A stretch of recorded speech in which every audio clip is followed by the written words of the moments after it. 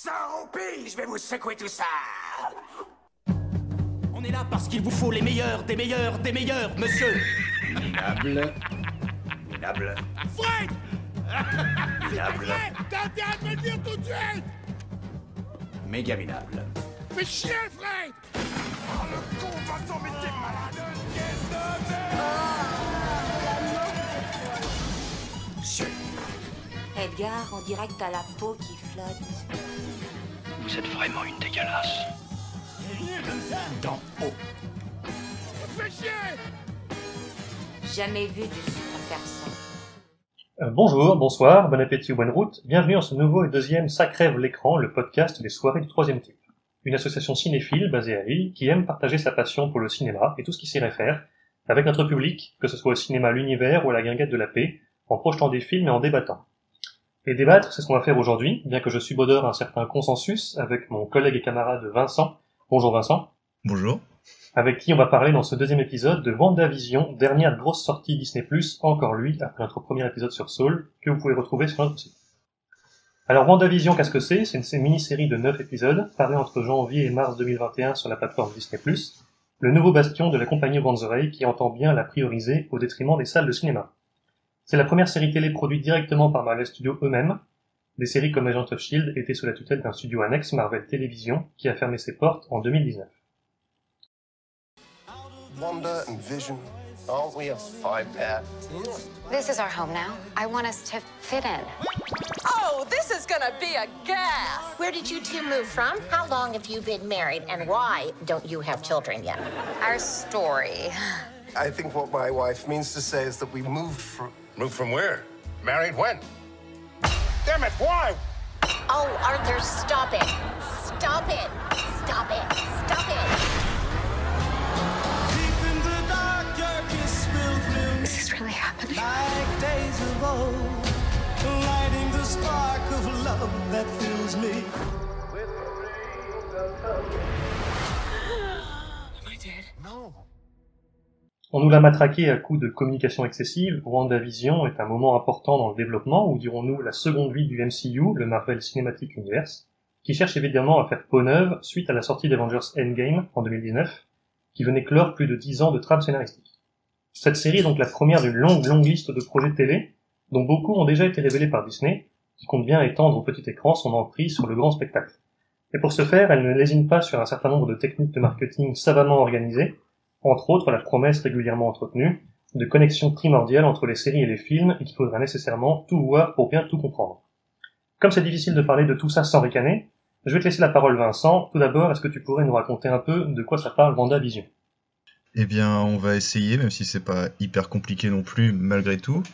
Donc, après les événements tragiques d'Avengers Infinity Wars et Endgame, qui présentaient la défaite de Thanos, le grand méchant violet, nous retrouvons Wanda Maximoff, donc Elizabeth Olsen, et l'androïde Vision, joué par Paul Bettany, qui file le parfait amour dans la banlieue américaine de Westview.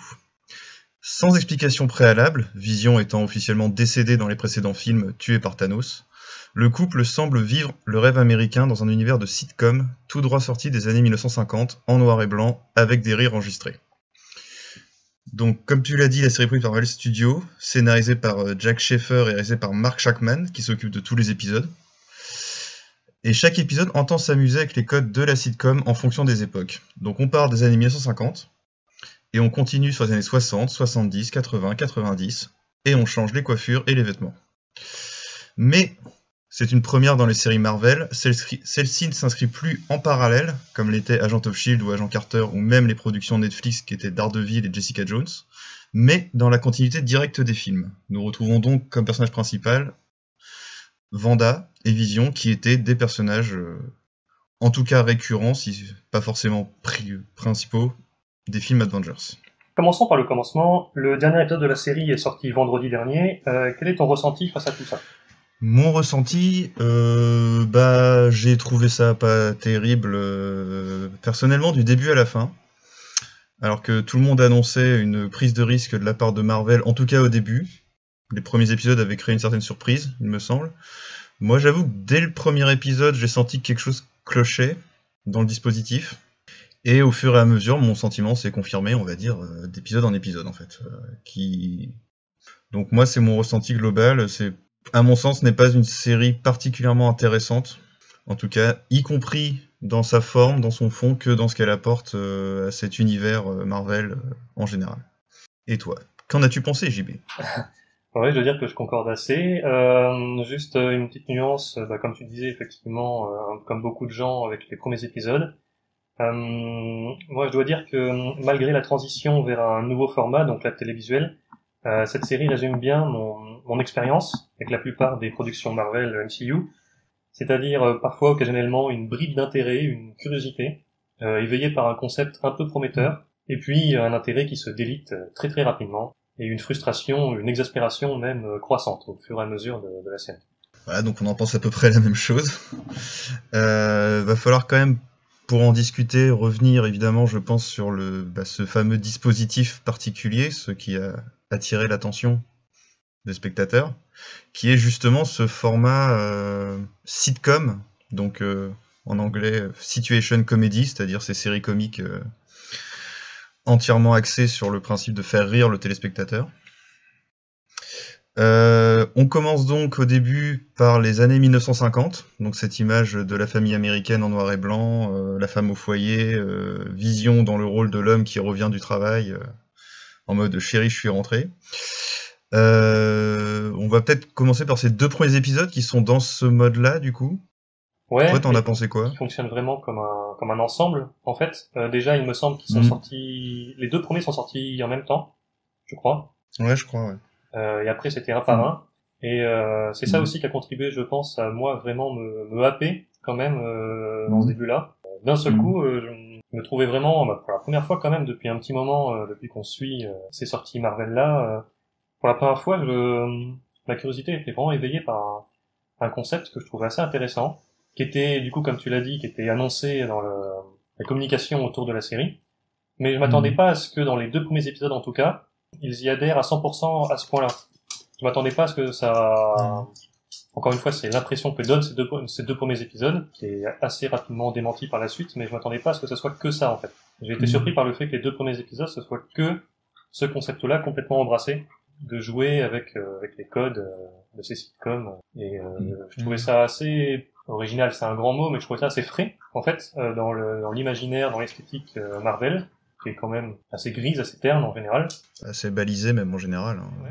Et surtout, je trouvais ça assez rigolo. Alors que les films Marvel sont quand même réputés pour être assez rigolos. Moi, personnellement, c'est un humour qui fait pas forcément mouche à 100% pour moi, et franchement, ces épisodes-là m'ont fait rigoler.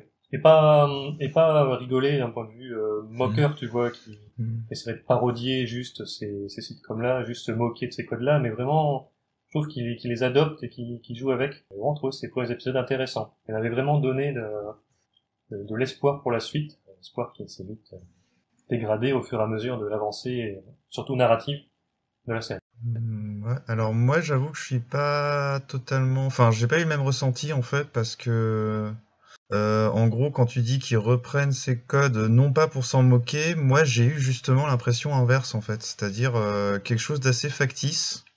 On met les boîtes à rire quand il se passe un truc qui est censé être drôle, mais tout le temps, en oubliant au passage que ces séries-là dont ils s'inspirent étaient effectivement tournées devant un public, en tout cas les premières, et donc les rires enregistrés, même s'ils peuvent paraître grossiers ou exagérés, faits par un chauffeur de salle, étaient quand même vrais. C'est-à-dire que, donc, à la base, il y a vraiment un gag, tu vois, qui fait rire un public.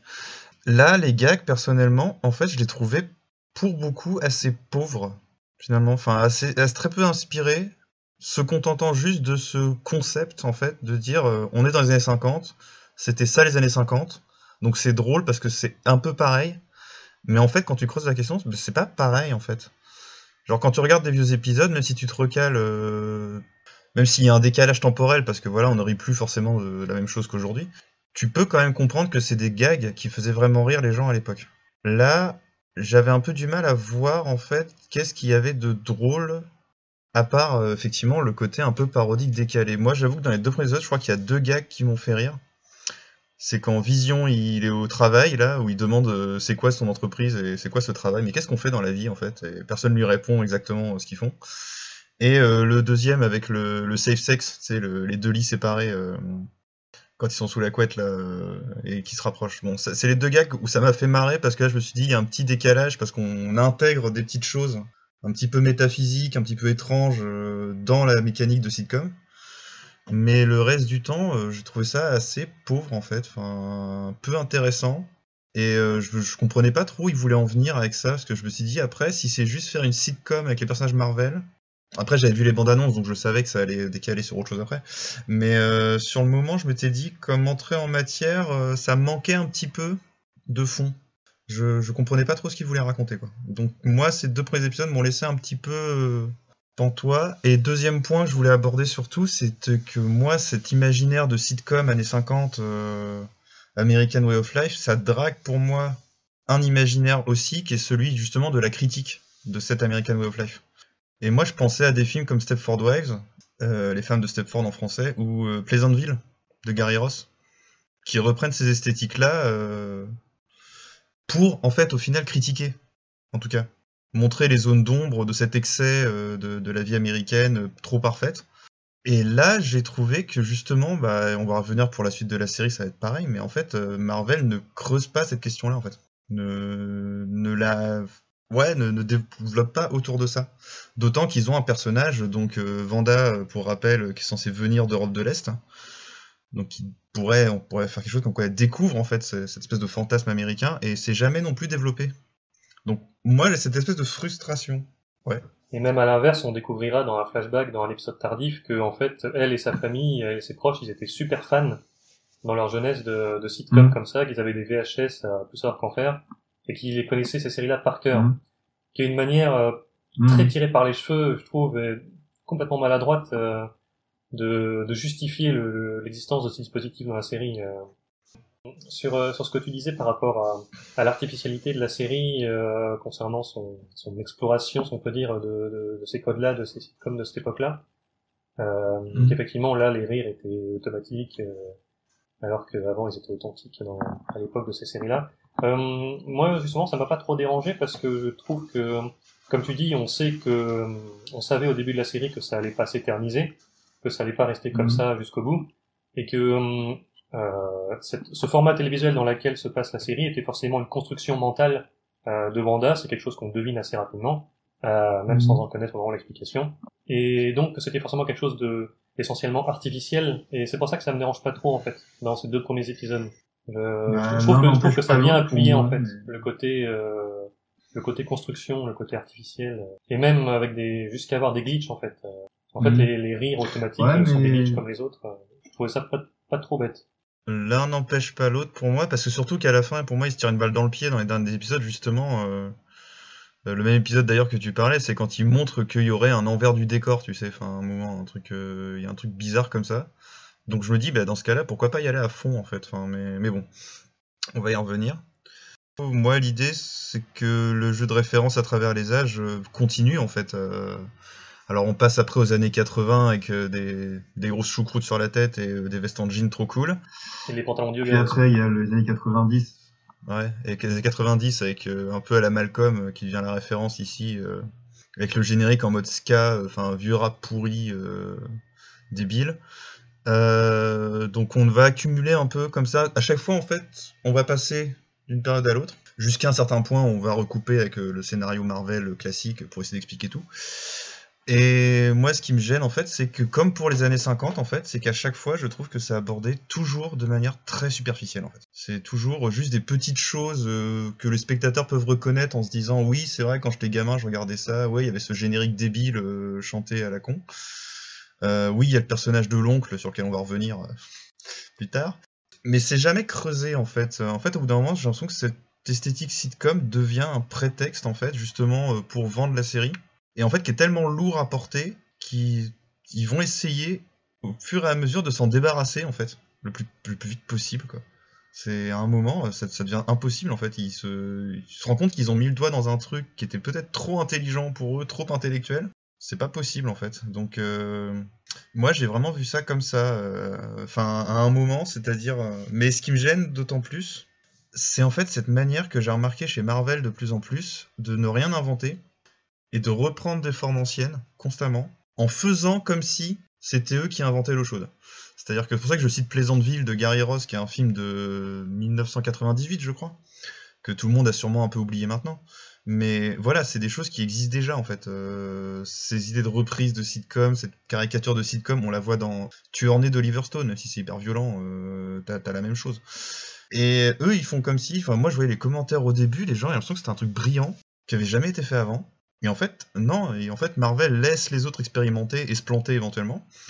Et après, ils reprennent le truc. Et ils le font d'une manière, on va dire, mieux marketée, mieux vendable, parce qu'ils ne s'enfoncent pas trop non plus dans quelque chose de trop intellectuel et trop bizarre. Et donc, voilà, c'était moi pour...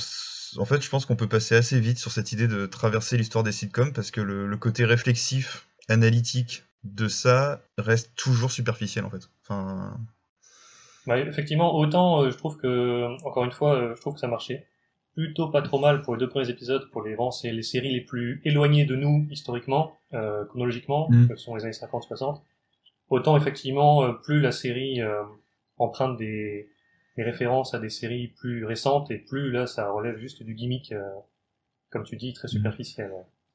Vraiment pour capitaliser sur la nostalgie de séries comme Malcolm ou Modern Family, qui sont avec lesquels on est plus familier. Ouais, genre ce moment notamment, tu sais, où t'as des espèces d'interviews face cam des personnages où tu comprends pas. Alors, ça m'a peut-être fait un peu plus rire parce qu'il y a un moment où il y a un personnage Vision qui dit mais c'est complètement absurde en fait, ça n'a aucun sens.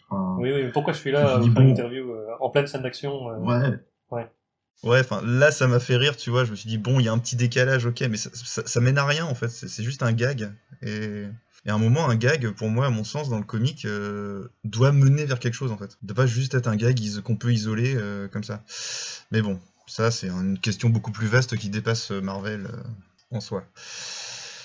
Toi, par contre, on va peut-être rabattre les cartes maintenant, ce qu'on appelle un fan de comics, dans le jargon. On appelle grossièrement un fan de comics. Oui, enfin, en tout cas, plus que moi, qui suis plutôt amateur, et donc, on pourrait peut-être discuter un peu du rapport parfois ténu avec l'œuvre originale.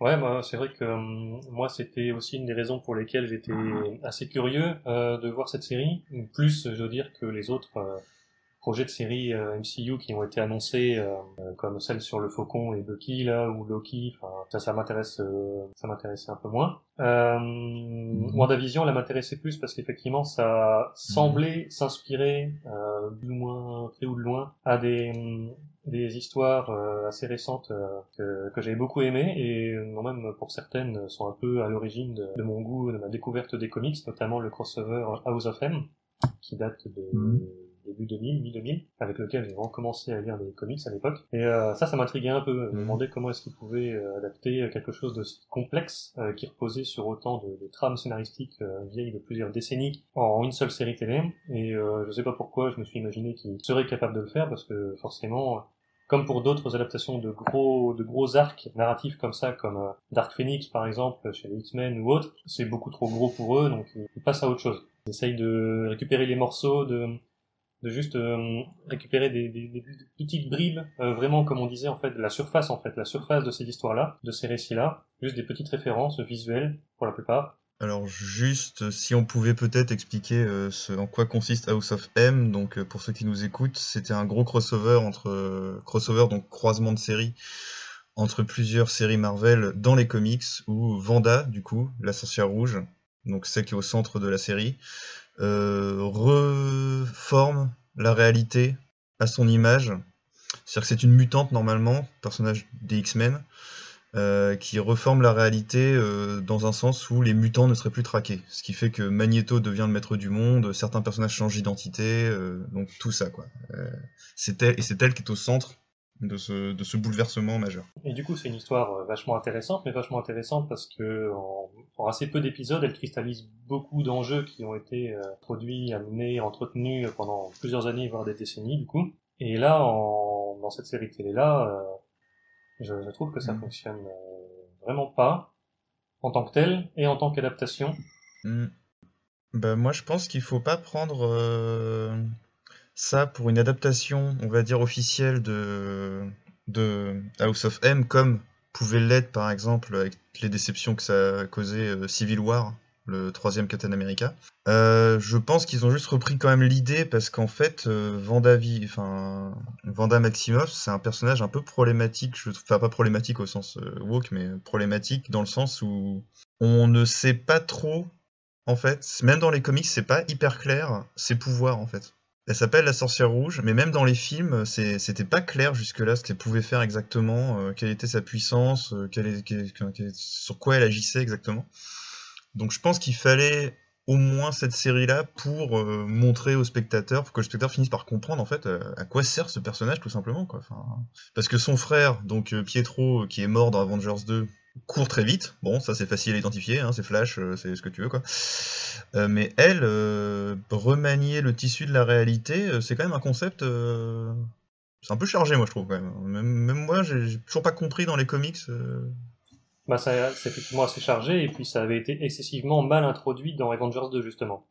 Je trouve que déjà, c'est la limite de ses pouvoirs était très très mal introduit dans Age of Ultron, parce qu'un coup, elle fait juste bouger des choses avec ses mains, et un coup, elle est capable de lire tes pensées, de t'introduire des pensées, des obsessions dans la tête. Enfin, c'était pas très très clair.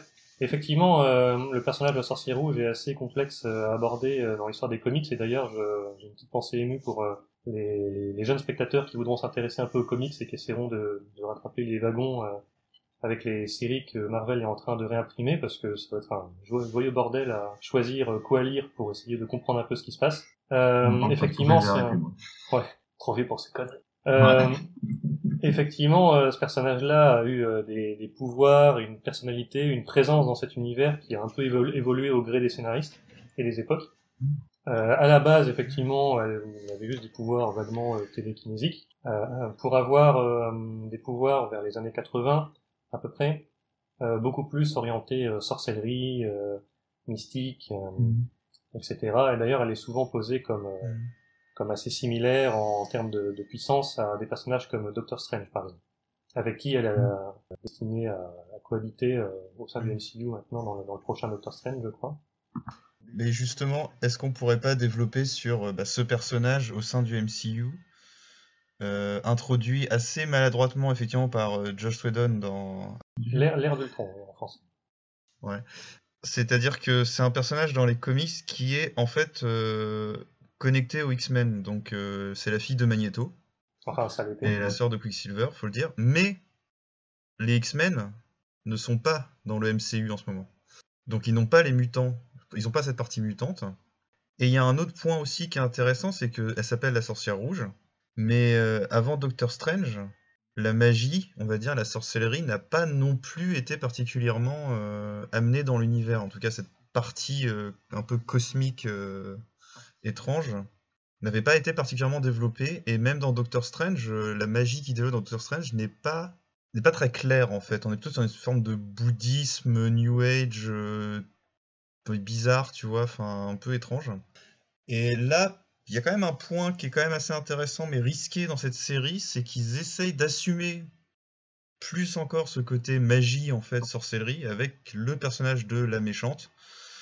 Donc Agatha Harkness, qui est par contre là complètement l'imaginaire sorcier Salem, tout ça, on nous déroule tout le truc dans un flashback. Et là je me suis dit, mais où est-ce qu'ils vont? Est-ce qu'ils vont vraiment nous faire une ouverture mystique et ésotérique de Marvel, ou pas? Ou rester sur cette espèce d'entre-deux un peu bizarre? Et effectivement, à la fin, moi je suis toujours pas fixé en fait sur... c'est quoi en fait ce personnage de Wanda en fait, parce qu'on nous sort une espèce de mythologie comme quoi il y a une sorcière rouge annoncée par une prophétie qui fait la magie du chaos. Mais t'es genre, mais d'où il y a une prophétie? Enfin, dans les premiers films d'Avengers, c'était une gamine dans un pays en guerre qui a été manipulée par l'Hydra, qui est donc les méchants, une espèce de secte de méchants nazis, pour la transformer en personnage surhumain, quoi, mais il n'y avait pas de... Enfin, il n'y avait rien qui était annoncé sur le fait que c'était une sorcière au sens mystique, au sens ésotérique. Bon. Pour revenir sur le traitement par Marvel, dans le MCU, de tout cet univers, cet environnement mystique, magique, représenter leurs pouvoirs, d'où ils viennent, comment ils se développent, etc. Si je dois dire que là-dessus, le film Doctor Strange, dont je raffole pas du tout, est quand même beaucoup plus imaginatif, beaucoup plus riche que ce qu'ils font dans WandaVision. C'est un peu un crève-cœur pour moi d'en parler parce que c'est des personnages, c'est des choses, c'est des thèmes, des univers dans les BD dont je suis vraiment féru. Je suis un gros fan de Doctor Strange, les comics. Et ce qu'ils en font dans les films, je trouve ça dramatiquement pauvre, en fait, par rapport à tout ce qu'ils pourraient faire, et notamment avec un format a priori un peu plus libre, un peu plus libéré des carcans, comme celui d'une série télé, par rapport à un film. Ce qu'ils en font dans WandaVision, c'est vraiment vachement triste. Mais on reviendra sur le final de la série plus tard, sans doute. Par rapport à justement cet univers Marvel qui a commencé sur quelque chose d'assez technophile avec Iron Man. C'est un peu ouvert à des choses cosmiques un peu plus délirantes avec les Gardiens de la Galaxie, on va dire, pour là, ou même Thor d'ailleurs, enfin un peu mythologique, mais qui n'avait jamais abordé en fait frontalement cette idée de magie en fait. Enfin, ne l'avait jamais intégré à son univers. Et en gros pour moi c'est les deux défauts du personnage, c'est que en fait ces deux racines sont coupées de base dans l'univers Marvel, c'est-à-dire que sa racine mutante, le rapport avec les X-Men qui ne sont pas là, et la partie ésotérique en fait qui manque complètement. Ben, effectivement, comme tu dis, dans ce MCU là, il y a un refus assez catégorique d'adresser des choses plus mystiques, plus ésotériques que simplement des aliens en fait. Et d'ailleurs, tu citais Thor, le cas est assez typique parce que ils ont en fait ils ont évacué toute modalité divine de ce personnage et de cet univers-là. C'est juste des aliens comme les autres, qui vivent juste dans une espèce d'énorme château plutôt que dans une soucoupe volante. Et ça, effectivement, ça, je trouve que c'est un gros problème, c'est un gros manque de... Je sais pas si c'est de l'imagination ou du courage, ou alors si c'est un manque de confiance dans le matériau d'origine. Je saurais pas trop comment le décrire. Le fait est que c'est quelque chose qui passe très très bien dans les comics. Le fait est que ces personnages-là sont toujours actifs dans les comics aujourd'hui et sont toujours populaires. Et ça a jamais vraiment posé de problème. Mais il y a même beaucoup d'autres cosmogonies, il y a beaucoup d'autres panthéons mythologiques, il y a beaucoup d'autres divinités dans les comics. Et ça a jamais posé de soucis et ils en font beaucoup de choses. Alors que là, dans les films, on sent vraiment une réticence à embrasser ça. Moi, j'ai une hypothèse, c'est que quand le premier Iron Man est sorti, on sortait, tu sais, des Batman de Nolan, ou qui étaient un peu en parallèle, je sais plus, et qui avaient rebattu les cartes en mode hyper réaliste, on enlève toutes les conneries un peu magiques, un peu cosmiques, un peu trucs, on fait juste un mec qui se bat avec des protections de hockey ou je sais pas quoi. Et Iron Man s'inscrivait un peu là-dedans aussi, c'est-à-dire que ok, on a un mec qui fait une grosse armure qui n'a aucun sens, mais on s'inscrit dans un contexte géopolitique à peu près cohérent, il y avait la guerre en Afghanistan, il y avait tout ça. Bon. Et c'est ça qui a lancé en fait le MCU. Après, alors ils ont pris le risque quand même de foutre Thor en deuxième film, je crois. Non, troisième, parce que le deuxième c'était Hulk. C'est troisième, ouais. Enfin, quatrième après Iron Man 2, mais enfin, troisième personnage. Ce que ce premier film pose, en fait, bah, c'est les bases en fait de l'univers. Donc du coup, si le premier film est un truc technophile rationnel entre guillemets, ça devient beaucoup plus difficile après d'amener quelque chose de mystique, quoi. Alors que s'il y avait eu quelque chose déjà un peu mystique dans le premier Iron Man, bon, alors tout le monde attendait le mandarin qui est jamais venu, on aurait pu potentiellement peut-être mieux accepter la chose. Et donc je pense que c'est ça leur problème, c'est qu'ils sont quand même toujours inféodés à ce début d'univers en fait, qui était pas encore sûr, ils pensaient pas encore faire 26 films à l'époque, hein. Bah, qui était un peu compliqué quoi, et je pense qu'ils essayent un peu de, on va dire, ouvrir les barrières, mais ils ont toujours du mal parce que je pense que le public malgré tout est plus réceptif à ce truc un peu spectaculaire mais rationnel, avec des gros guillemets, que juste de la grosse ésotérie. Enfin, ouais, enfin, je veux dire, c'est à un moment, si tu veux partir complètement dans un truc délirant, tu risques aussi de te bloquer une partie du public, quoi. Moi, c'est ce que je pense. C'est pour ça que Doctor Strange, à mon sens, n'appuie pas beaucoup en fait sur exactement les fondements de la magie. De même que ne le fait pas particulièrement Vendavision en fait. Enfin, on a deux sorcières, mais on n'a pas d'explication particulière sur quelles sont leurs particularités. Ah bon, il y a des sorcières dans le monde du coup. Pourquoi elle identifie comme sorcière? Je sais pas. Puis quelle est la différence d'une sorcière et, je sais pas, moi, une super-héroïne par exemple, tu vois. C'est-à-dire, pourquoi Wanda est identifiée comme sorcière et pas Captain Oui, c'est Marvel, vrai. alors que ça reste des boules d'énergie balancées, tu vois. Donc je pense que le problème c'est ça, et notamment je vais relancer sur les attentes de la série. En fait, tu sais, Paul Bettany avait annoncé un caméo de fou furieux à la fin, hein, avec un super acteur, qui en fait était un troll monstrueux, parce qu'en fait le super acteur c'était lui-même, parce qu'à la fin le personnage se double. C'est peut-être la meilleure blague de la série. Je trouve assez drôle. Oui, je trouve ça assez drôle aussi, ouais. Et en fait, les gens commençaient à faire des hypothèses, tu vois, genre qui allait être ce caméo à la fin, peut-être un grand méchant, pourquoi pas Mephisto, parce que Mephisto existe dans le Marvel Comics. Et donc les gens pensaient voir apparaître ça. Doctor Doom aussi est sorti, parce que Doctor Doom fait de la magie aussi, donc du coup, Doctor Doom, le méchant des 4 Fantastiques, fait de la magie aussi, donc on s'est dit qu'on allait ouvrir sur ce truc ésotérique complètement, pour après pouvoir faire exploser ça dans le prochain Doctor Strange. Et en fait, rien du tout, quoi. À chaque fois, on referme toutes les portes de manière assez grossière. Et moi, ça qui me bloquait, c'est quelles étaient les attentes des gens sur cette série, et si c'était ça, ils ont sûrement été déçus. Et en même temps, qu'est-ce qu'ils voulaient faire Marvel en fait avec ça, quoi. C'était quoi le but finalement? Je comprends pas. On reviendra sur la réception de la série, sur tout ce côté hypothèse, théorie fumeuse un peu plus tard.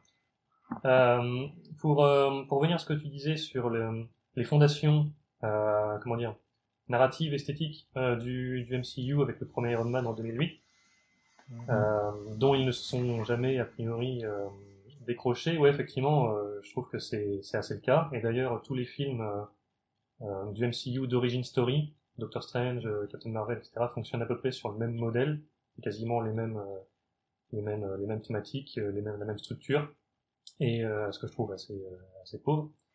Mais ça, à la limite, pour le premier Iron Man, je trouve le côté seulement mécanique, le côté vraiment pragmatique, juste technologique, je trouvais que ça, pour le coup, ça se prêtait beaucoup plus au personnage. Oui, non, mais ça se prête au personnage. Mais oui, c'est comme tu disais, en fait, ils ont pris une formule qui s'est avérée très payante, et ils ont cru qu'elle pourrait s'appliquer à tous les films par la suite. Un peu comme ce que Warner a fait, en fait, pour son DC EU, pour les films DC, à partir de Nolan et puis Snyder.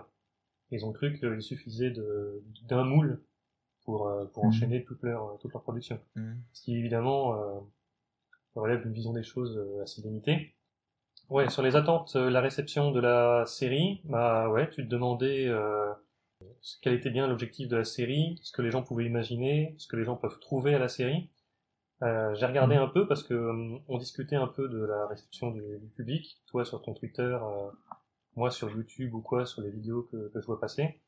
J'ai regardé un peu les résultats. Sur IMDb, la série a 8,2 sur 10 pour plus de 100 000 notes. Sur Allociné, 4 sur 5. Sur Sens Critique, un petit 7 sur 10 pour 2300 notes. Donc, on sait comment ça fonctionne, hein. La série vient de se terminer, donc les notes vont se tasser un peu avec le temps. Mais on voit bien qu'il y a un suivi assez fort, et quand même globalement très positif, de la part du public. Ce qui est intéressant pour plusieurs raisons, et comme tu disais, quand on se penche un peu sur les critiques autour de la série, les critiques au sens large du terme, il y a un commentaire qui revient souvent, c'est que les premiers épisodes, comme on disait, sont les plus réussis, les plus intrigants, et que la fin a un peu déçu, globalement. Ça, c'est un truc qui revient souvent. Les gens, même les gros fans, sont restés un peu sur leur fin avec le dernier épisode. Et là, on rejoint un peu ce qu'on disait tout à l'heure avec à propos de l'hégémonie de Disney sur les imaginaires actuels, on se demande comment ça fonctionne en fait. Comment tu mets 8 sur 10 à une série dont t'admets toi-même qu'elle baisse en qualité graduellement, tu vois, et qu'elle t'a déçu sur la fin. Qu'est-ce que tu pouvais attendre? Enfin, qu'est-ce que t'attendais et qu'est-ce que t'as trouvé pour te convaincre, t'auto-convaincre de la qualité de la chose? Ça, c'est vraiment un truc qui m'intéresse beaucoup. Alors, moi j'ai une hypothèse, en fait, qui fonctionne, qui va avec ce que tu appelles cette hégémonie culturelle, qui est que, en fait, Marvel veut attaquer sur tous les tableaux, de toute façon. Ils produisent énormément de films, la production est devenue endémique. Alors bon, ça a été coupé un peu avec l'épidémie de Covid et la fermeture des salles, mais ils avaient prévu avant ça 5 films Marvel dans l'année, puis 5 autres pour l'année d'après, puis les séries qui vont bloquer. Ce qui avait pas trop marché avec Agent of S.H.I.E.L.D. au début, ils avaient déjà essayé, ça avait pas trop marché. Mais là, ils commencent enfin à avoir vraiment l'ascendant culturel. Et en fait, les gens qui critiquent, qui regardent WandaVision, bah, paradoxalement, je pense, sont, pour une bonne partie, des gens qui ne regardent presque que du contenu Marvel ou DC Comics s'ils veulent aller voir ailleurs, en tout cas de super-héros. Ce qui fait qu'ils ont plus en fait ces références qu'il faudrait avoir. Et par exemple, je reviens à l'idée de la sitcom. Ils se disent, enfin tout le monde se dit ah oui ça fait comme une sitcom à l'époque, mais en fait bon, je pense que personne n'est allé regarder The Dick Van Dyke Show ou Ma sorcière bien aimée pour vérifier, tu vois. Enfin, oui, on le recommande pas d'ailleurs. Comme ça. Oui, mais tu vois, enfin c'est en vrai, en gros, Marvel pour moi est arrivé à un point où en fait il s'auto-cite, il tourne en rond, on revient en fait, les citations qui sont faites dans les films sont celles des autres films Marvel. Et là on le voit dans le scénario d'ailleurs, on nous fait. Alors évidemment. Si vous avez pas vu les restes des films Marvel, eh ben allez vous faire foutre, hein, parce que vous comprendrez rien à la série, quoi. Vous avez des retours sur ce qui se passait dans Avengers. C'est une série qui est vraiment réservée à ceux qui suivent ça depuis le début, quoi. Il y a des détails, des personnages qui reviennent, même parfois des rôles très secondaires. Ce public qui suit ça depuis le début est justement de plus en plus vaste. C'est-à-dire que le film de super-héros n'est plus devenu un truc de niche ou de geek, ou un truc qu'on allait voir comme ça, on va en voir un pour rigoler en famille, et puis voilà, maintenant ça devient un truc que les gens suivent, ils veulent revoir, il y a des gens qui regardent tous les films Marvel des fois comme une série télé en fait. Et moi c'est ça le problème, c'est qu'ils envahissent l'imaginaire, et ils se substituent au reste. Et je trouve que justement, pour revenir sur la série, moi je trouve ça assez terrifiant cette image quand on a le flashback, quand elle est gamine avec les VHS de sitcom, où en gros, elle est dans sa maison, ils regardent plein de sitcoms dans leur pays d'Europe de l'Est, parce qu'ils adorent ça, et il y a une bombe américaine, justement une bombe Stark, qui nous renvoie avant le premier Iron Man, qui leur tombe sur la gueule, donc les parents meurent. Ambiance.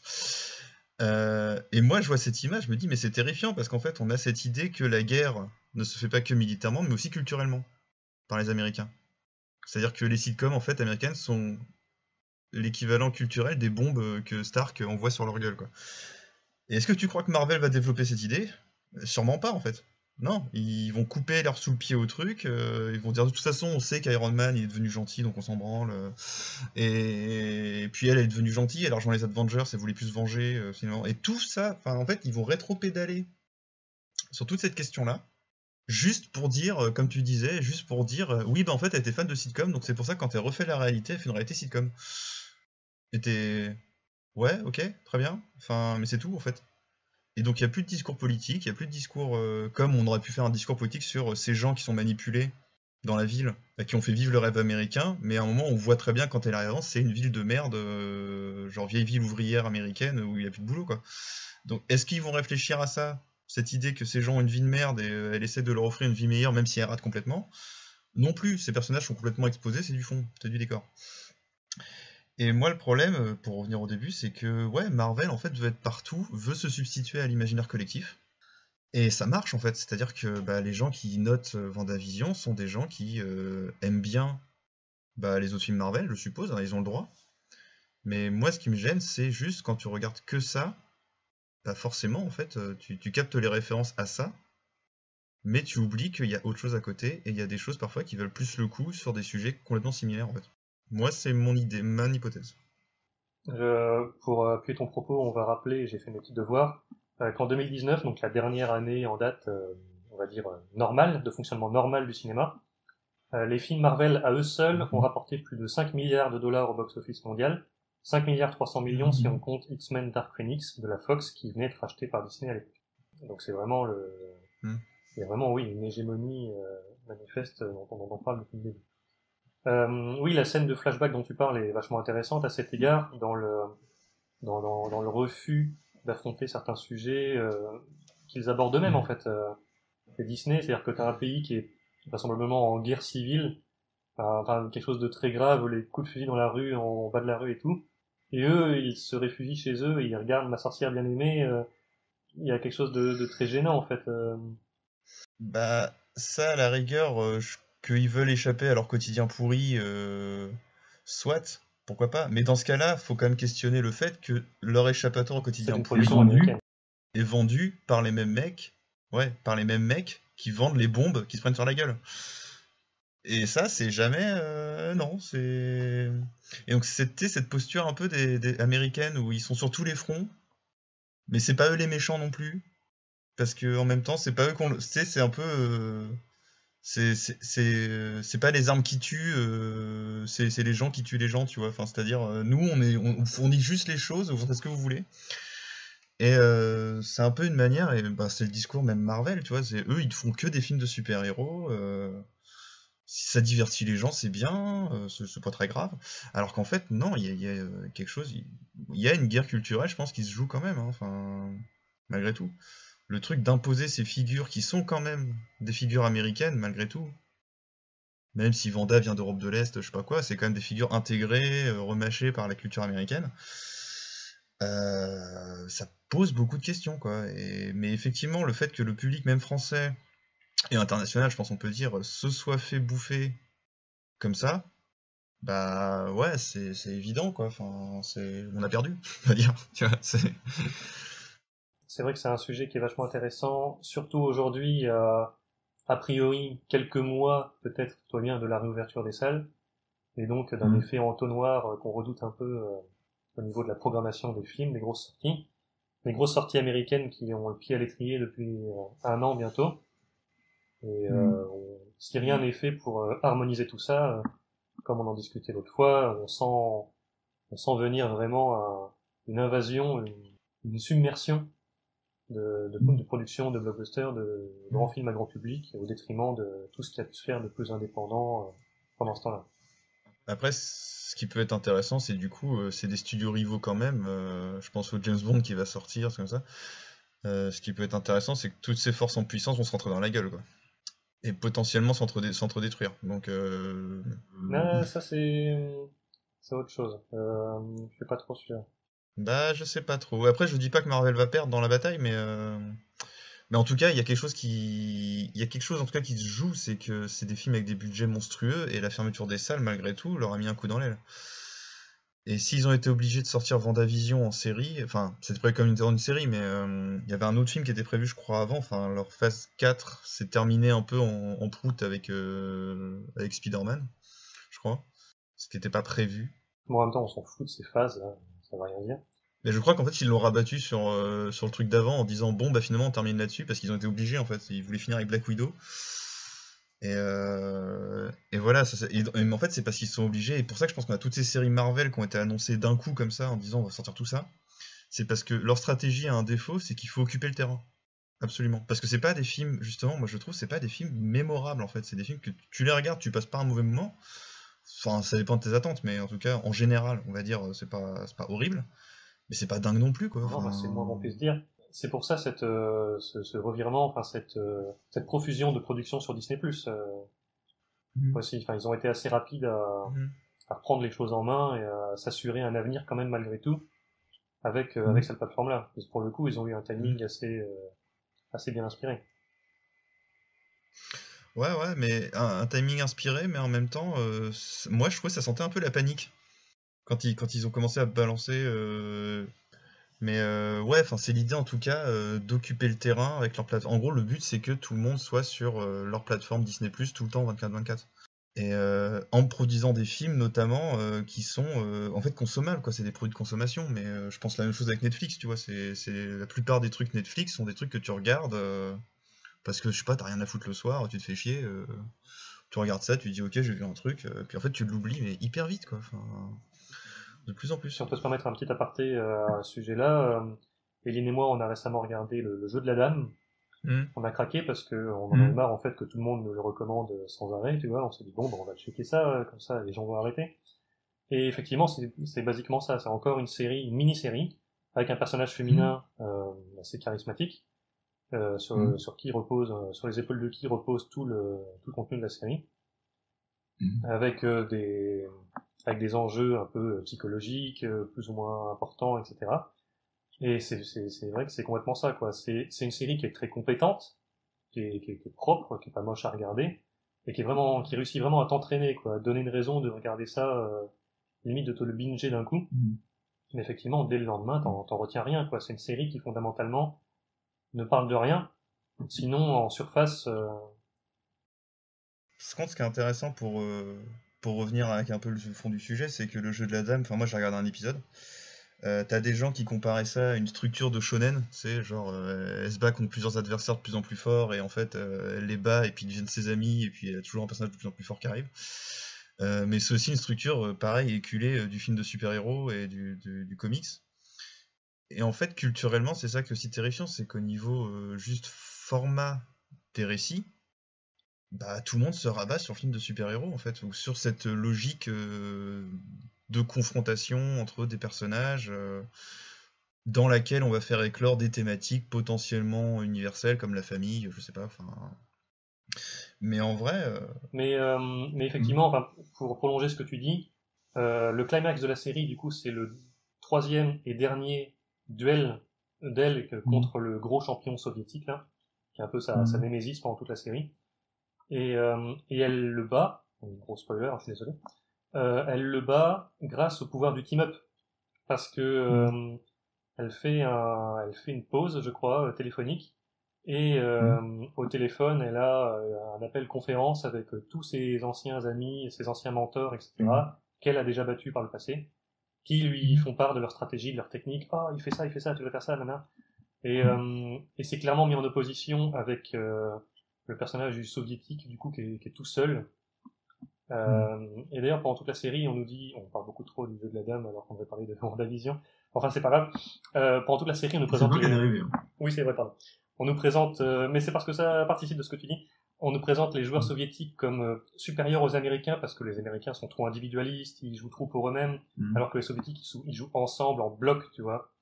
Et juste, c'est complètement inversé à la fin, du coup, pour ce climax, où le soviétique est tout seul, cette espèce de gros mastermind égocentrique devant elle, alors qu'elle gagne grâce au pouvoir de l'amitié, du partage et de l'entraide. Donc, effectivement, c'est vraiment, il y a un renversement idéologique qui arrange bien les affaires, les idées américaines, quoi. Ouais, mais t'as un peu ça aussi. Bah, t'as un peu ça dans WandaVision aussi, t'as à la fin, quand du coup il y a des gamins qui arrivent, ils ont des gamins avec Vision, elle les crée aussi, quoi. Et t'as ce plan, je suis sûr t'as pensé aux Indestructibles aussi. Oui, on s'est fait la réflexion avec Eline, effectivement. T'as ce plan famille où on va se battre ensemble contre tous les méchants, parce que t'as plein de méchants, mais en fait t'en as qu'une qui est vraiment importante. Et c'est pareil d'ailleurs, dans c'est toujours cette optique de rester dans l'objectif super-héros et récits qui vont pas trop déranger. Le personnage de la méchante, on comprend pas en fait, parce qu'un coup sur deux, parfois dans la même réplique, elle dit « Je dois t'arrêter parce que tu es trop dangereuse », et juste après c'est en fait non, « Je vais te piquer tes pouvoirs, parce que moi aussi je suis méchante ». Et elle fait ça 5-6 fois dans le même épisode. Et à un moment tu fais, mais en fait, soit Marvel t'assume que en fait ton héroïne est dangereuse et donc du coup faut lui mettre une opposante, ok, soit t'assumes que l'autre est vraiment méchante, mais tu fais pas les deux, merde. Enfin, à un moment, décide-toi, quoi. Et en fait, c'est ça, c'est que Marvel ne peut pas assumer, en fait, parce que les gens fantasment déjà que Wanda sera peut-être la méchante de Doctor Strange 2. Moi, ça me paraît être la continuité logique, effectivement. Mais ouais, mais ils assumeront jamais. Tu vois, c'est comme Civil Wars, où ils ont jamais... Ils assument pas que, par exemple, Iron Man et Captain America se foutent sur la gueule, tu vois, c'est pas assumé jusqu'au bout, le délire. Oui. Fallait forcément un parti tiers qui vient en antagoniste pour les deux autres. Mais encore, je trouvais ça mieux fait dans Civil War, c'était pas trop mal foutu. Ça passait encore, on va dire. Au-delà de l'adaptation qui était pourrie, hein, de l'arc. C'était un peu introduit, quoi. C'était un peu amené. Ouais, mais là, c'est vraiment assez bof, quoi. Et donc, pour moi, cette série, en gros, qui était censée être, je pense qu'on va conclure là-dessus, le renouveau, on va dire, du MCU, qui s'intéressait à des nouvelles formes et tout, qui bousculait les attentes, pour moi, en fait, on fait la même chose, en fait. C'est justement au contraire, on se fixe et on se fige sur un modèle qui va pas beaucoup bouger, quoi. Je trouve, c'est ce duo de personnages, tu sais, Randall Park et Kat Denning, qui sont, en fait, justement, c'est pour parler de cette guerre culturelle, c'est les personnages types qui représentent le public. C'est-à-dire que c'est eux qui regardent sur un écran de télé l'émission WandaVision, qui devient une série qui se diffuse, on sait pas trop pourquoi. Et genre, par exemple, Randall Park, son utilité, c'est de dire, quand il y en a un qui dit qu'elle est méchante, Wanda, il fait non, elle est pas méchante, parce qu'en fait, voilà. Et Kat Denning, donc la scientifique qui trouve le truc, là, pour voir la série, En fait, son seule utilité à la fin, c'est de résumer les films. Et ce qui s'est passé auparavant dans la série. C'est de dire à des personnages. Ouais. Alors que c'est un personnage qui en plus n'est pas dans tous les films, tu vois. Ouais. Forcément. Même dans ceux dans lesquels elle a une utilité complètement secondaire. Ouais. Et je veux dire, je crois que le seul personnage qui la connaît intimement, entre guillemets, en tout cas où ils sont potes, c'est Thor, quoi. Ou Nathalie Portman. Ouais, mais je veux dire dans les personnages Avengers, tu vois, dans les super-héros. C'est juste Thor, quoi. Et je veux dire, Iron Man, il la connaît pas, il l'a jamais connu, Captain America, il sait pas qui c'est, bref. Hulk non plus. Ouais. Et du coup, c'est trop bizarre parce que c'est vraiment prendre ce personnage pour juste que le spectateur s'identifie et dise ah oui, c'est vrai, il s'est passé ça et tout, machin truc. Donc en fait, en gros, la série n'essaie même pas de prendre par la main un potentiel néo-spectateur qui serait paumé en route, tu vois, sur Disney+. C'est-à-dire qu'en fait, elle passe ton temps en plus à te rappeler, si t'as pas vu les films, qu'il faut voir les films. En fait, c'est constamment... on tourne en rond, en fait, c'est pour rassembler tout autour de leur univers cinématographique qui entend, en fait, bouffer tout le monde, quoi. C'est vraiment l'idée de récompenser, en fait, constamment le spectateur assidu par sa fidélité, quoi. C'est vraiment... Ouais, ça, c'est un truc qui m'intéresse vachement. On y reviendra pour revenir sur, effectivement, certains personnages un peu problématiques dans la série. Effectivement, Randall Park, j'ai pas grand-chose contre lui. Kat Dennings, qui est une actrice avec qui j'ai beaucoup de mal personnellement, déjà dans les films Thor. Là, elle est un petit peu moins criarde, on va dire. Mais effectivement... Ouais. Mais là, effectivement, elle sert vraiment pas à grand-chose. Et d'ailleurs, c'est très bizarre, dans le dernier épisode, elle est même pas là. Si elle apparaît vite fait, si c'est elle dans la voiture qui rentre dans le méchant directeur du... Ouais, mais à la fin, ils disent ah mais elle est où? Et puis ils font ah elle devait partir ou je sais pas quoi. Elle était même pas là pour la conclusion. Ouais, c'est barré, ouais, on avait marre, tu vois. C'est trop bizarre. T'as vraiment l'impression que l'actrice s'est barrée parce que c'était la pause déjeuner était finie. Trop bizarre. Et sur le personnage d'Agnès, Agatha Harkness, dont tu parlais tout à l'heure, que moi je trouve très problématique. Ouais, la méchante de la série du coup. Révélée, je sais plus, dans le 6e ou 7e épisode, je sais plus. Et que moi, je trouve que c'est un personnage qui incarne vraiment effectivement tous les problèmes de la série, en termes d'écriture, en termes d'esthétique ou quoi. Déjà, la grande révélation, qu'en est pas du tout une, parce que c'est un personnage qui parle à personne, Agatha Harkness. C'est un personnage qu'on connaît quand on lit un peu les comics, et moi, c'est un twist que j'ai vu venir dès le début. Mais ça sert à rien.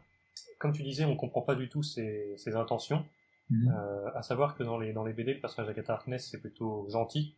C'est une sorte de mentor pour Wanda, qui lui apprend à maîtriser ses pouvoirs, etc. Là, du coup, c'est complètement l'inverse. Comme tu disais, un coup, elle veut lui voler, un coup, elle veut l'arrêter parce qu'elle est trop dangereuse. On pourra aussi reparler de la manière dont les pouvoirs sont montrés. Les 2 derniers épisodes, les gros duels de rayons lumineux... Bon, ça après, c'est tous les films Marvel et même DC tombent dans ce piège-là. Ouais, je sais pas. C'est peut-être le fait que ce soit à la télé. De toute façon, je pense que ça changera le jour où ils vont demander un jour à un vrai réalisateur de faire les films, quoi. Et pour moi, les seuls films où il y a des affrontements corrects ou intéressants à suivre, c'est quand t'as un vrai réalisateur derrière, c'est-à-dire, je sais pas, moi même si tu l'as pas aimé, mais Taika Waititi dans Thor 3, les affrontements, au moins, en tout cas, ont le bénéfice de l'originalité, on va dire. En confrontant des personnages qui n'ont pas forcément les mêmes pouvoirs ou les mêmes capacités, tu vois. Donc ça permet un peu plus de varier les plaisirs. Mais par exemple, je sais pas, mais à chaque fois dans tous les films Marvel, et là c'est pareil, c'est le méchant en fait n'est que l'envers du héros, quoi. En termes de capacité. C'est en gros, elle fait des rayons rouges, l'autre elle fait des rayons violets, quoi. C'est super. Ouais, mais des fois elle peut absorber ces rayons rouges. Donc oui, mais pas toujours, tu vois. Pas toujours. Ils vont nous faire le même truc que seulement comme d'habitude, en fait. Seulement quand il y a les signes, quand il y a les runes qui sont marquées sur les murs. Il y a encore une de ces règles débiles, tu vois, qui n'existent que là, qui n'existent pas dans les films, qui sortent de nulle part, et qui est jamais justifiée, et qui est là uniquement comme facilité scénaristique au final. Et qui rend vraiment cet univers, les règles de cet univers, du coup, comme on disait, mystique, là, ésotérique, complètement caduques. Moi, je trouvais ça vraiment affolant de kitsch. Juste vite fait sur le personnage d'Agnès, là, joué par Catherine Hahn, qui rejoint un peu cette tendance de ce genre de production, mais surtout du MCU. à prendre des acteurs ou actrices, plus souvent des actrices j'ai l'impression, qui viennent d'un registre un peu comique, et de leur donner un rôle qui se présente comme comique au début, puis en fait qui est beaucoup plus dramatique et sérieux, enfin qui se veut sérieux au final. Je trouve que c'est un truc qui se fait de plus en plus, ça, et qui fonctionne vraiment pas en général. Là, en l'occurrence, Catherine Hahn, il faut plus la voir. Bah, ça fonctionne pas parce que les personnages sont assez mal écrits en fait, c'est assez superficiel, tu vois. Enfin, pour moi, c'est là que ça marche pas en fait. C'est parce que c'est pas forcément que c'est des mauvais acteurs ou des mauvaises actrices qui sont prises, tu vois. C'est que, en fait, je pense que c'est l'inverse. Ils vont préférer, je pense, Marvel prendre un très très bon acteur parfois ou très très bonne actrice. Pour lui donner des trucs risqués à faire. Un truc un peu mauvais en fait, parce que de toute façon, le bon acteur arrivera toujours à bien jouer même un mauvais texte. Tandis que le mauvais acteur, tu peux lui filer un très très bon texte, il peut le rater quoi, complètement, tu vois. Donc je pense que c'est pareil, c'est une question de sécurité aussi, tu vois. Enfin c'est pareil, mais même Paul Bettany, bon Elizabeth Olsen, je suis pas encore convaincu parce qu'en même temps je l'ai vu que dans les Marvel. Mais Paul Bettany, c'est pas un mauvais acteur en soi, tu vois. Moi, c'est un des seuls vrais points positifs que j'ai sur la série, c'est Bettany. Surtout dans la première moitié de la série. Moi, j'avais été vraiment surpris par son utilisation du registre comique que je lui connaissais pas du tout en fait. Et je trouve qu'en termes d'imitation, tu vois, de Dick Van Dyke, le jeu sur les pantomimes, sur le timing, un peu sur le burlesque et tout, je trouvais qu'il fonctionnait très très bien. Il m'a vraiment fait rire. Mais même sans le registre comique, tu vois, dans le dernier épisode, la scène où il se bat contre lui-même, où en fait ça finit par un espèce de dialogue métaphysique entre les deux, je trouve que c'est la meilleure scène en fait. Enfin, peut-être pas de la série, mais en tout cas, dans l'épisode, c'était le seul scène où je me suis un peu réveillé en disant tu vois, là, c'est pas inintéressant ce qui se passe, tu vois. Alors que c'est lui tout seul, en fait, tu vois. Enfin, c'est qui fait le dialogue tout seul. Limite, il aurait fallu que ça dure un peu plus longtemps, ouais, parce que c'est vrai que les dialogues, du coup, faut qu'ils aillent vite et c'est un peu n'importe quoi. C'est genre, ça fait un peu architecte dans Matrix, tu vois. C'est genre, vite, accède à tes paramètres métaphysiques. Ouais, mais c'était rigolo, tu vois. Enfin, ça fonctionnait pas trop mal. C'était mieux que ce qui se passait à côté, c'est-à-dire les deux bonnes femmes qui se battent avec des rayons. Du coup, oui, on disait qu'on se posait beaucoup de questions sur la réception du public de cette série, qui relève quand même, comme on disait, d'un certain aveuglement, en tout cas d'un carcan, vraiment. C'est quoi le mot déjà? Comment on dit les trucs qui sont sur les yeux des chevaux pour leur cacher les côtés? Les cache-œillets? Non, c'est pas ça. Bref, les auditeurs la retrouveront. Et vraiment, comme tu disais, un public qui se nourrit que de ça et qui vit que pour ça. Et c'est vraiment cet aveuglement généralisé. C'est la seule manière dont je m'explique la réussite dans l'opinion collective de séries comme celle-ci. Alors que le collectif est à peu près unanime à dire qu'elle était au final un peu désappointante dans sa conclusion. Ce genre d'aveuglement, je trouve qu'on le retrouve pas mal dans l'histoire récente du cinéma grand public, dans plusieurs exemples d'éclatement de cette sursentimentalisation du spectateur. Par exemple, les effusions hystériques qui avaient suivi la sortie de Star Wars 8, les derniers Jedi, la pétition pour refaire le film, qui correspondait pas exactement à ce qu'ils avaient imaginé. Plus récemment encore, toute l'opération de Mackie sur les réseaux sociaux qui a conduit à la concrétisation du Snyder Cut de Justice League. Ce qui, le hasard fait bien les choses, me sert de transition pour notre conclusion. Donc avant de faire un dernier mot sur la série WandaVision, Vincent, est-ce que tu pourrais nous parler un peu de ce dont on va parler dans nos prochains épisodes? Eh bien justement, nos prochains épisodes qui s'annoncent, nous reviendrons sur l'autre versant super-héroïque et l'autre versant de la pop culture qui anime des débats encore enflammés, qui est justement ce petit fifou de Zack Snyder, qui nous gratifie depuis bien plus de 10 ans aujourd'hui de films haut en couleur, mais bas de plafond, pour dire les choses. Donc d'abord nous reviendrons sur sa carrière en général et après nous ferons un retour justement sur cette version de Justice League qu'il a enfin réussi à sortir après perte et fracas sur HBO Max. C'était pensable. Parfait. Voilà. Très bien, ça donne envie. Donc voilà, WandaVision c'est terminé. Vincent, est-ce que tu auras un dernier mot pour décrire la série? Bah pour décrire la série, un dernier mot qui m'a été inspiré en fait par ton petit développement là sur le public en général et ce que je disais avant sur le public qui ingère en fait de pop culture, c'est que pour moi c'est un peu la définition de la pop culture en fait, c'est-à-dire que tu te nourris que de ça, ça occupe le terrain, et du coup c'est pas facile d'admettre que à quoi tu consacres toute ta vie, on va dire culturelle, en fait c'est de la merde. C'est un produit. Ouais, mais ça demande en fait, je pense que ça demande quand même un certain travail de recul, d'admettre en fait que en fait tu t'es fait bananer par une production pour ça. Donc je pense que ça explique en fait voilà cette espèce de mais comme ça des spectateurs qui n'osent pas dire en fait, n'osent pas assumer ça. Parce que je me souviens moi quand Avengers 2 est sorti, aujourd'hui Avengers 2 tout le monde dit c'est de la merde. Moi, quand il est sorti, c'était pareil. Les gens étaient, oui, c'était pas si mal, parce qu'il y avait une grosse attente autour du film. Et moi, quand j'ai dit dès le début en sortant de la salle que c'était de la merde, sur les réseaux sociaux et tout, internet, je me suis fait insulter. Hein. Ça t'arrive des fois, ça. Oui, mais tu vois, c'est genre, alors qu'aujourd'hui, maintenant, tout le monde dit c'est de la merde, mais au début, on me disait que le film était incroyable, il y avait quand même des super idées, bon, ok, la fin était un peu décevante, mais voilà, tu vois. Et je pense que ça demande du temps, en fait, et je pense que Vendavision, comme tu disais, les noces vont se tasser, je pense que dans 2 ans, plus personne n'en parle. Oui, bon, dans 2 mois. Ouais, 2 mois, mais je suis toujours un optimiste éternel, tu me connais. Ouais. Très bien. Eh bien, voilà qui conclut notre émission. C'était le Ça crève l'écran numéro 2. Merci Vincent d'avoir bien voulu donner un peu de ton temps. Mais de rien. Merci Eline à la technique. Merci à Disney de ne plus jamais ressortir Catherine Anne des tiroirs, parce que je ne peux plus la voir. Vous retrouverez nos premiers épisodes sur le site dédié de notre association, les soirées 3e type.